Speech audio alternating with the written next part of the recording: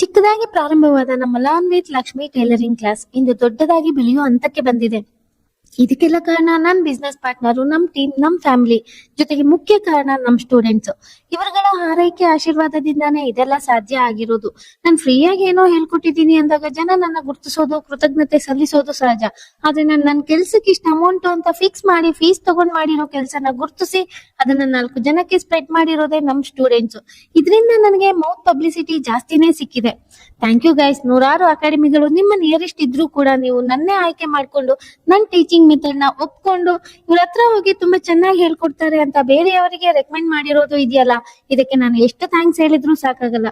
August 15ಕ್ಕೆ ನಮ್ learn with Lakshmi tailoring class ದೊಡ್ಡದಾಗಿ, ವ್ಯವಸ್ಥಿತವಾಗಿ, ಗ್ರ್ಯಾಂಡ್ ಆಗಿ ಓಪನ್ ಆಗ್ತಾ ಇದೆ.